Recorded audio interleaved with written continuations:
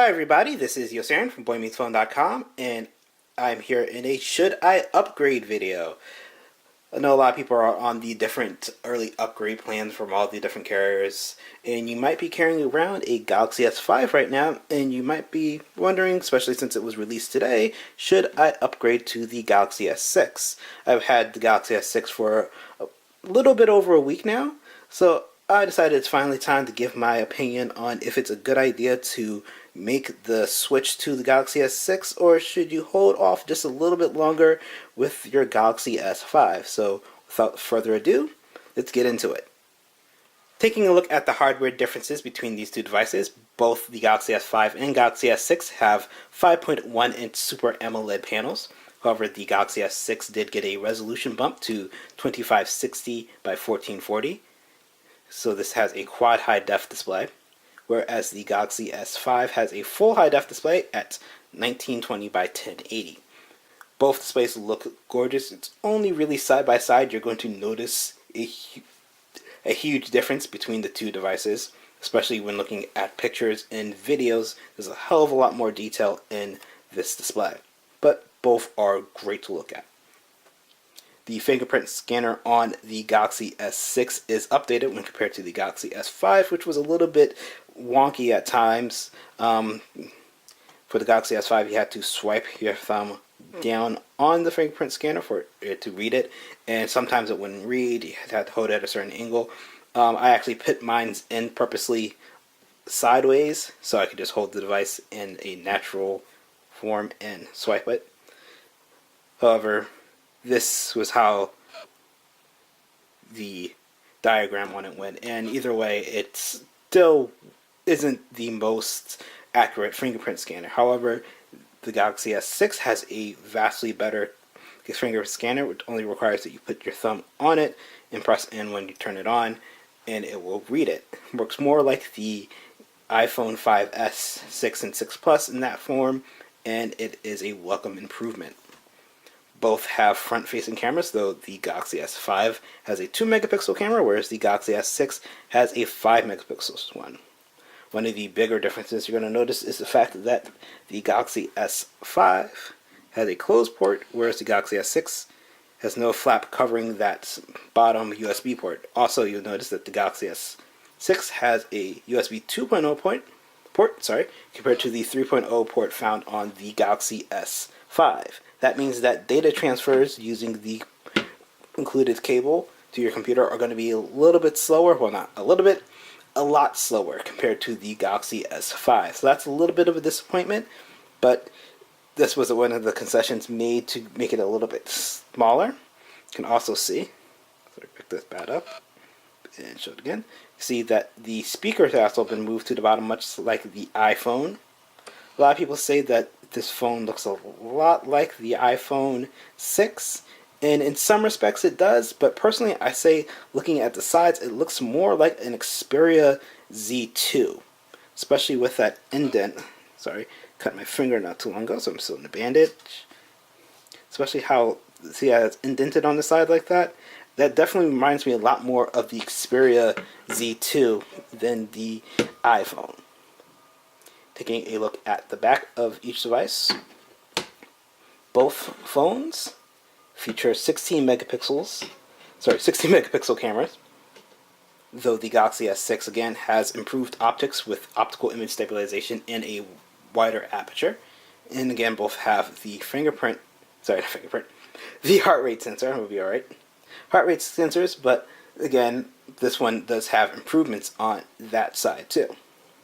One of the sad things here is on the Galaxy S5, if you needed to reach the battery or anything like that, you can just simply take off the back and you have your micro SD card slot right here, whereas the Galaxy S6 does not offer expansion in that way. So it's a little bit disappointing that that is a feature that has gone away to get such a nice design, but it is a very nice design. Another feature that the Galaxy S5 had that the Galaxy S6 did away with is its IP67 rating, which means this can't be splashed, this can't be dropped in the dirt, you don't have to worry about it getting in the device, and this also cannot be submerged underwater. Though I never submerge my phone underwater, I do walk a lot in inclement weather, especially being in New England with a lot of snow and a lot of rain. So having a phone that you didn't have to worry about taking out when it's something falling from the sky was a added bonus that it's sad to see go away on the Galaxy S6. Both devices are running Android 5.0 Lollipop. As you can see, Samsung has done a good job on kind of consolidating a lot of the settings on this device instead of having pages upon pages of different settings. It is just one less, so it's a lot cleaner in that aspect, and that is pretty much the story of TouchWiz on the Galaxy S6. It's a lot of making it a lot slimmer and cleaner, but in some ways they've done a really good job on this.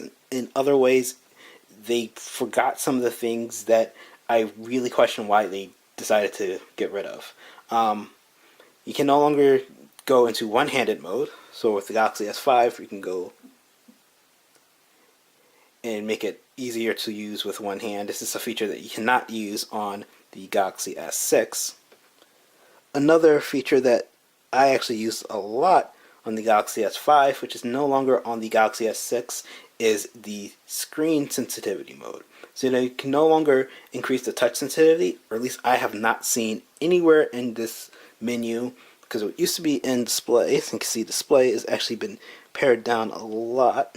If I go to display settings on the Galaxy S5, you can see down here it has the increase touch sensitivity mode.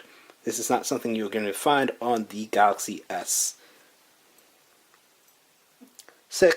And as a New Englander, as someone who has to use their phone a lot while being outside in the snow, not having to take off your gloves to use your device was a very welcome bonus that I am sad to see go. So, also gone are a lot of the air gestures, so you can no longer go like this on above the display to swipe through pictures on the gallery, which is honestly a feature I never use or anything like that. So, feature I'm actually glad to see disappear. Another feature that is gone is Air View. That's something I did use, but personally I am not sad to see it go. So you can no longer hover above things like in the gallery or in calendar to get more information or to actually view inside of a folder. So part of the paring down of TouchWiz, sorry, I'm just moving this over a little bit. That was part of the paring down of TouchWiz by getting rid of features like that. It's a little bit sad to see that something like that go, but honestly, it's not something that many users use, so it's not a huge deal in the long scheme of things. Taking a look at the UI itself, though, it pretty much looks the same, except for some differences. You can see the calendar widget difference. There's a lot of cleaning up this year, not only just the size-wise, but the aesthetics of TouchWiz has been cleaned up a lot. It's a lot easier to navigate.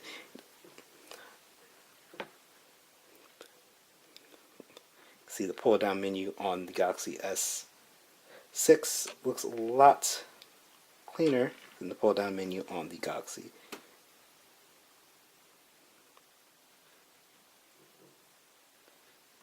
There's not a lot of quick settings, so if I go here and go to edit, pare down a lot on things like that. So it's a lot cleaner and a lot lighter, and because of that, it is a little bit faster. I did get some hang-ups every once in a while where they had to redraw the home screen, things like that. But overall, it is a lot quicker and a lot leaner. And it's nice, but it also came at a cost. When it comes to internal between these two devices, the Galaxy S6 really sticks with the in-house made stuff, whereas the Galaxy S5 uses more common processors. Galaxy S5 uses the Snapdragon 801, which is a quad-core processor, whereas the Galaxy S6 uses the Samsung-made Exynos 7420, which is a octa-core processor running 64-bit architecture. The reason for this is something that has been debated. Personally, I have a couple of theories. Theory one is that Samsung is slowly moving towards being a little bit more like Apple when it comes to their hardware. I mean, they've already made a stride in the looks department, where it looks a lot better, looks a lot more premium, which kind of makes it a little bit more reasonable thinking about the price of the device. Um, so they'll have a little bit more control over the hardware that they're using their own processors.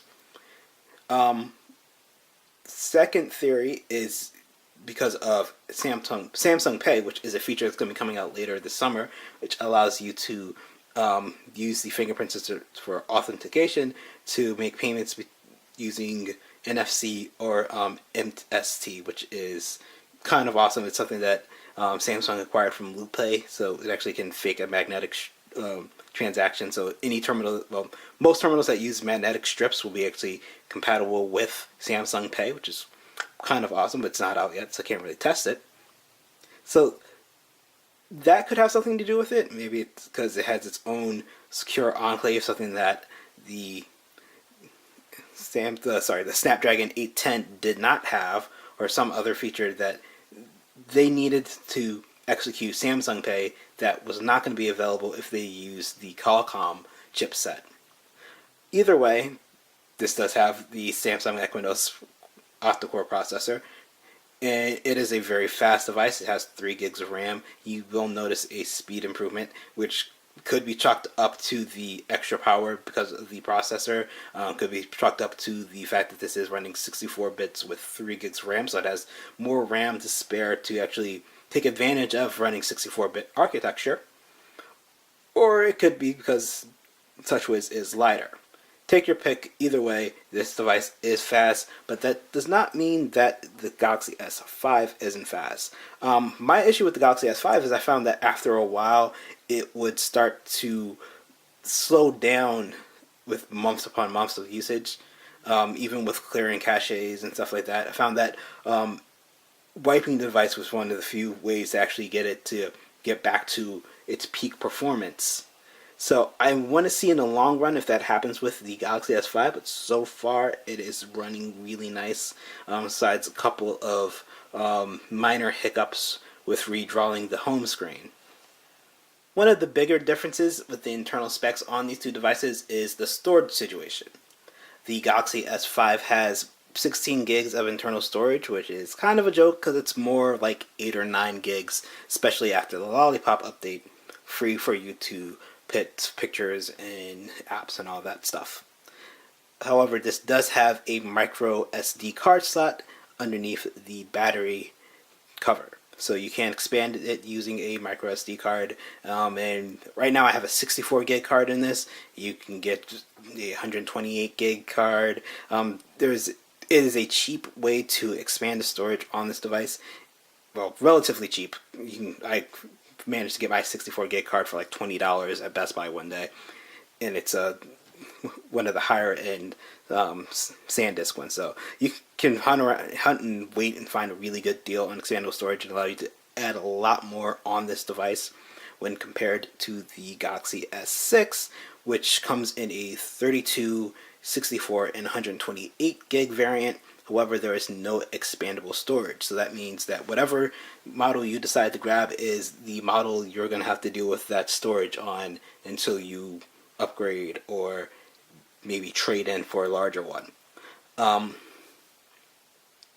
You can take advantage of cloud storage for pictures to free up some of your internal space. However, it is a little sad to see that this does not have expandable storage on it. That may be a deal breaker to some, and it might actually not be a deal breaker to others.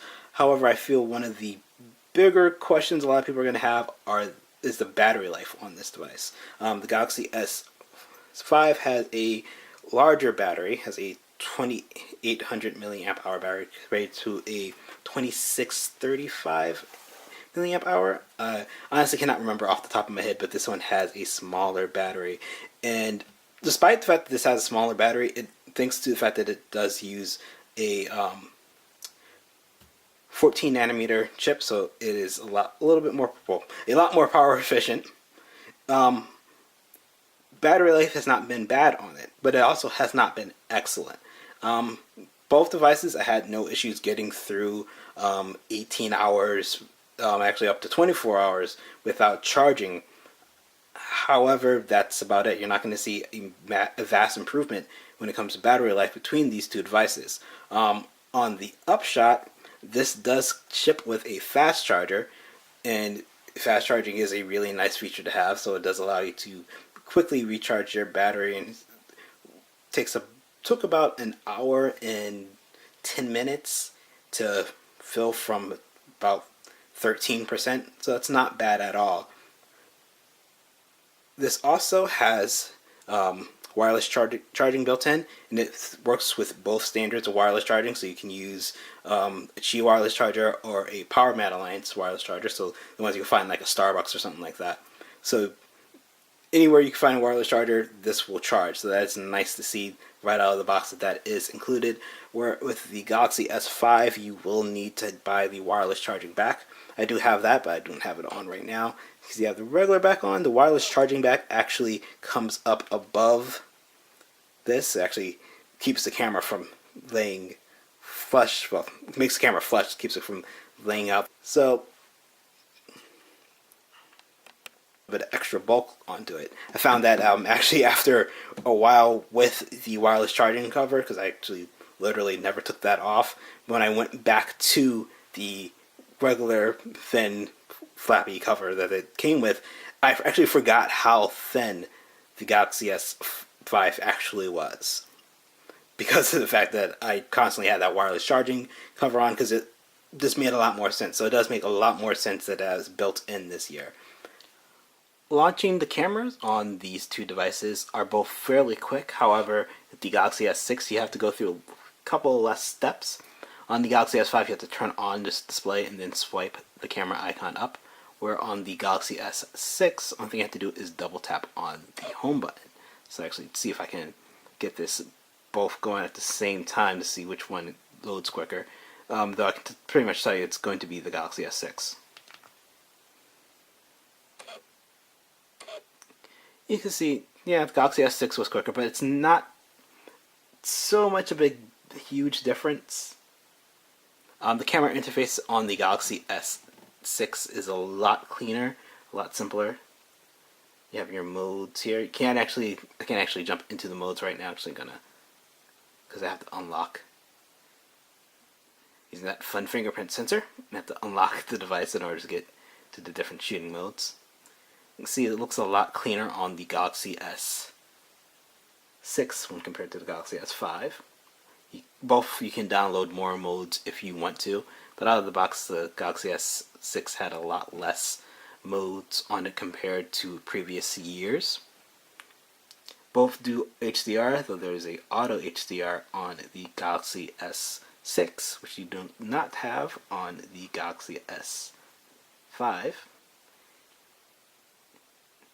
One of the things I'm actually not too sure how I feel about is the fact on the Galaxy S5 you have all your settings out in the front. You can still see your viewfinder. However, on the Galaxy S6, sorry, I have to unlock this device, you get a grid instead, which brings you out of the viewfinder. It looks nice, but I kind of like being able to change settings on the fly like this. Maybe to quickly do that and then jump right back in and still see my subject. So that's a little bit, takes some getting used to, and it's a little bit weird. Overall, I have to say that again, the Galaxy S6 does see some nice image improvements thanks to its improved sensor, though both are more than capable camera phones. Both are going to be able to produce really nice photos, though the Galaxy S6 tends to be a little bit less saturated when compared to the Galaxy S5. But again, both are going to produce really nice, pleasing photos. When it comes to front-facing cameras, there is no question whatsoever which one has a better front-facing camera, and that's going to be the Galaxy S6. So, overall, camera experience is a little bit of give and take. It's a little bit more of TouchWiz being pared down, and that being a good and bad thing in different ways. So, the $1 million question here is, should I upgrade? you're on one of those carrier upgrade plans and you have a Galaxy S5 and you're considering switching to the Galaxy S6 and you're wondering if that is a wise investment on your money, I would say it is worth considering, actually. There's a lot of good upgrades on the Galaxy S6. However, you are going to want to take some time and really check out your usage to decide if some of the concessions you have to make will work for you. Things like not having the ability to swap out the battery could be detrimental to users who are prone to having their batteries die like midday and not being around chargers. So not being able to quickly swap in another battery is really bad if you don't have the ability to recharge. Another thing you have to consider is your storage usage. When you buy the Galaxy S6, you have the three storage options. It's 32, 64, and 128, and each one gets incrementally more expensive. So before you go out and grab one, you're going to need to make sure that whatever one you invest in is going to be enough storage for your personal use. So I would suggest taking a look at how you use your Galaxy S6 and thinking about how you use your other devices and storage-wise, and really considering if you can live with the 32 and just get the base model, then great. But if you are a little bit worried, I would definitely say upgrade. So these are all things you're going to have to be mindful of when deciding if you're going to upgrade. Another important thing is the concessions you've had to make with the software. A lot of things have been taken away on TouchWiz. A lot of them good. Actually, a lot of them are good things that I am quite happy to see gone. But some of them are things you're going to have to decide how often you use and how important they are to you. Being able to use in one-handed mode is a feature I'm actually quite confused on why they got rid of, though you can kind of do a one-handed mode with some of the apps, and you can make them into small windows. So that's, I guess, a way of doing one-handed operation. However, you can't just do the whole thing one-handed. Also, the touch sensitivity mode, that was a bummer to see go, because that was actually a quite useful feature, which I am still very, very confused on why it has disappeared. Overall, it's like I said, the upgrades on the Galaxy S6 are worth getting and worth the upgrade, but you definitely need to think about your personal usage before making that decision. For more information on the Galaxy S6 and plenty of other devices, you can head over to the site or subscribe to this YouTube page. This is Boy Meets Phone. Site is boymeetsphone.com. Also, make sure you follow me on Twitter and especially on Facebook and Google+. I do post a lot on Facebook, so if you want to keep up with me and what I'm doing and what cool things are in the pipeline, definitely a good idea. If you found this video informative, make sure to give it a thumbs up. It is greatly appreciated. So this has been Yosarian from boymeetsphone.com, and thanks again for watching.